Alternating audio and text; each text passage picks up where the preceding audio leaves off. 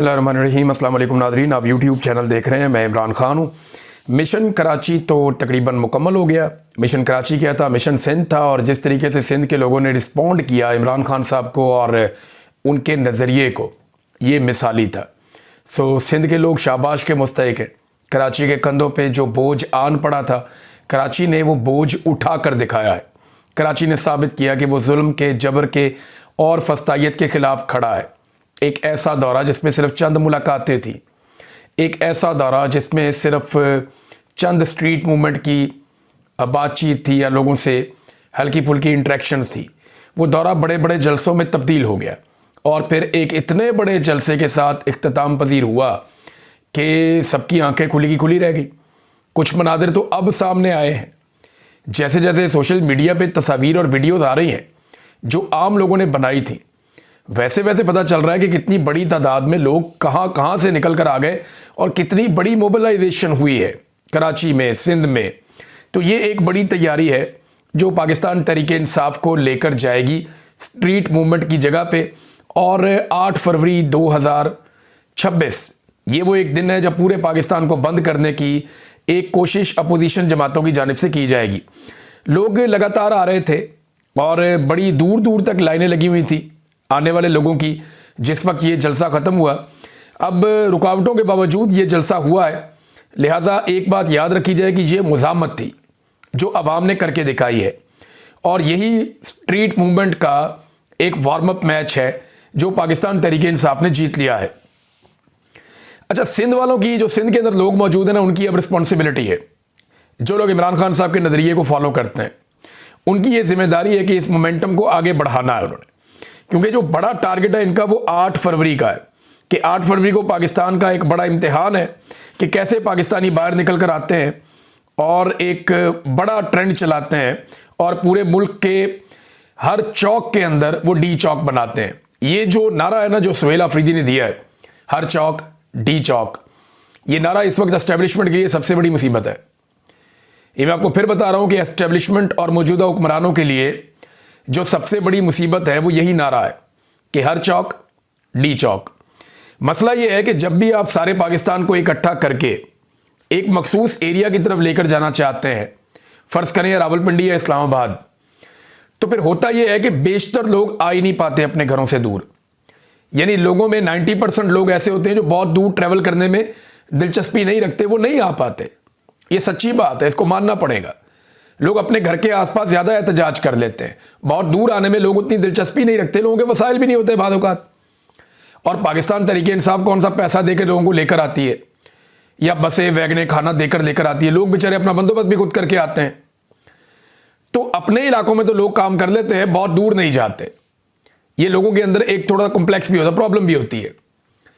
तो ये जो एक तरफ को जाना है, वहाँ पर हुकूमत के लिए बड़ी आसानियाँ पैदा हो जाती हैं कि एक रोड को बंद करना है, एक शहर को बंद करना है, एक इलाके को बंद करना है, वहाँ रुकावटें डालनी है। तो 10-15 हज़ार 20 हज़ार पुलिस वाले हों तो वो मार कुटाई करके, गोली चला के, शेलिंग करके, रबड़ की गोलियां चला के, बार बार रुकावटें डाल के वो कुछ ना कुछ करके मैनेज कर लेते हैं। 10 लाख बंदा भी आ जाए मैनेज कर लेते हैं। लेकिन अगर यही लोग पूरे पाकिस्तान में फैल जाएं तो ये बहुत बड़ी मुसीबत बन जाती है, क्योंकि हर जगह पे लॉ इन्फोर्समेंट की इतनी ताकत नहीं है कि वो पूरे पाकिस्तान को कंट्रोल कर लें। कर ही नहीं पाएंगे। पाकिस्तान में तादाद ही बहुत कम है और आम आदमी के साथ हर गली मोहल्ले में लड़ना ये पुलिस के या किसी सिक्योरिटी फोर्स के बस की बात नहीं है। तो ये जो नारा दिया है सुहेल आफरीदी ने कि हर चौक डी चौक, ये इस वक्त एक बड़ी मुसीबत बना हुआ है पाकिस्तान तहरीक इंसाफ के मुखालिफिन के लिए, एस्टेब्लिशमेंट के लिए और मौजूदा हुकूमतों के लिए कि इससे कैसे निपटना है। इससे निपटने का एक तरीका है कि पहले ही इतना खौफ फैला दें और पहले ही ऐसे इकदाम किए जाएं कि ये मोमेंटम बने ही ना। लेकिन अब जो कुछ हुआ अब तक, चाहे उसके लिए जिम्मेदार कोई भी है, कुछ आउट्स कुछ अजीबोगरीब बातें कर रहे थे, मैं आपके सामने रख देता हूं अभी। यानी एक को मैं ये भी कहता हुआ सुन रहा था कि क्योंकि पीपल्स पार्टी ने सियासी सरगर्मियों की कुछ इजाज़त दी थी, लिहाजा पीटीआई को उन पर तनकीद नहीं करनी चाहिए थी, तो उन्होंने जनाब तनकीद कर दी तो उनको भारी पड़ गया। ये अब कुछ लोग कह रहे हैं, तो ये भी बात गलत है। लेकिन जब जब कोई अपोजिशन कोई भी पॉलिटिकल एक्टिविटी करती है तो हुकूमत के खिलाफ ही करती है ना।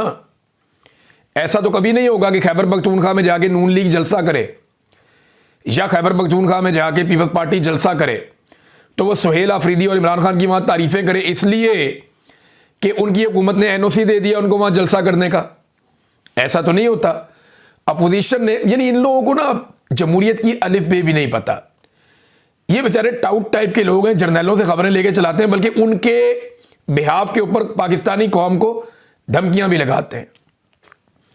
अपनी औकात इनकी दो चपेड़े खाने की नहीं है और ये धमकियां लगाते हैं जर्नलों के बिहाफ के ऊपर कौम को, और इनको छुपने की जगह भी नहीं मिलेगी। जिस दिन कौम ने मुड़ के इनकी तरफ सिर्फ घूरी डाली, इनको लग पता जाएगा, ये सामना नहीं कर सकेंगे पाकिस्तानियों का, मैं ये अच्छी तरह जानता हूं। तो कह रहे हैं जनाब क्योंकि पीपल्स पार्टी को ना थोड़ा सख्त जुबान में इस्तेमाल कर दिया। भाई अपोजिशन का काम ही ये होता है कि तनकीद करना हुकूमत के ऊपर, और जमहूरियत उनको इजाजत देती है, आइन उनको इजाजत देता है कि वो सियासी सरगर्मियों में हिस्सा लें। अगर पीटीआई को सियासी सरगर्मियां करने की इजाजत दी जाती सिंध के अंदर और खुली इजाजत होती है पंजाब के अंदर, तो ये किसी का एहसान नहीं था, ये पाकिस्तान का आइन और पाकिस्तान का कानून था। रोकना जुल्म है, इजाजत देना एहसान नहीं है, वो नॉर्मल है। देखिए पीटीआई के दौर में कितने लोग आए लॉन्ग मार्च लेकर इस्लामाबाद, कितने लोगों को कत्ल किया गया। सवाए तहरीक लब्बैक का एक इवेंट हुआ, उसमें मार कुटाई हुई, उसके अलावा कौन है? फजलुर रहमान साहब भी आ गए, नून लीग भी आ गई, पीपल्स पार्टी भी आ गई। ये अपने अपने कंटेनर लेके पहुंचते रहे इस्लामाबाद में, क्या प्रॉब्लम हुआ? कुछ नहीं, वहां आके बैठे भी रहे। इमरान खान के दौर में जिसका जहां दिल करता था जलसा कर लेता था, वो रोकते भी नहीं थे।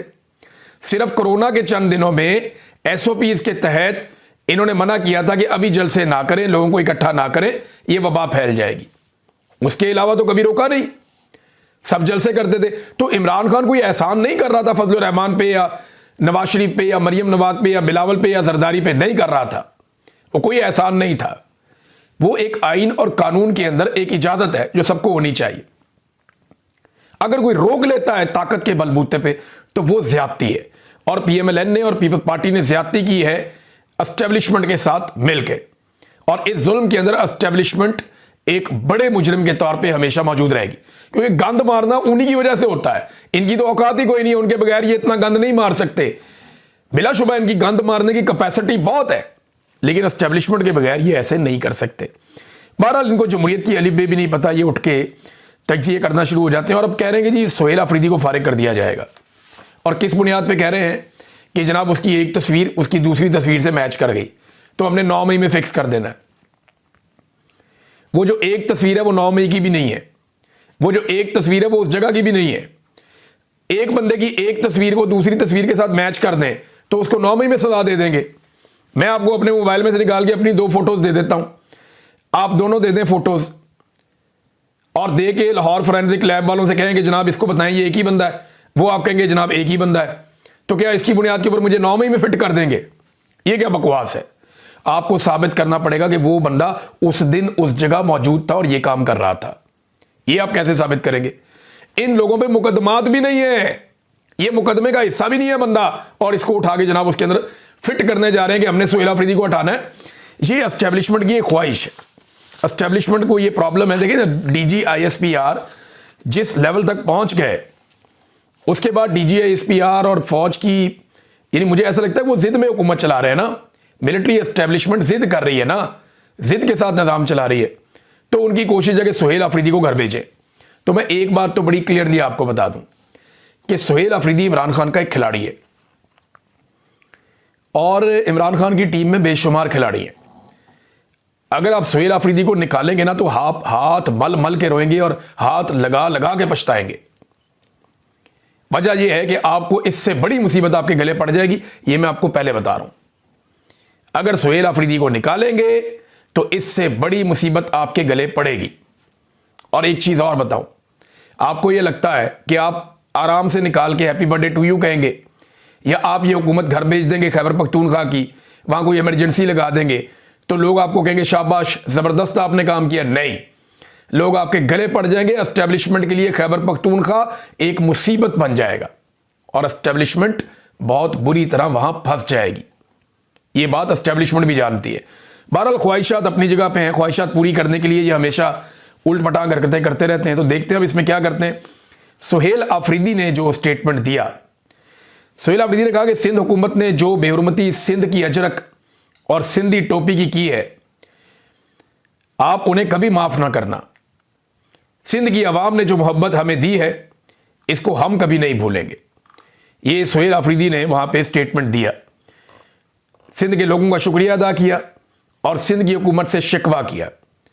अब मुराद अली शाह साहब किस मुंह से मिलेंगे सुहेल अफरीदी को?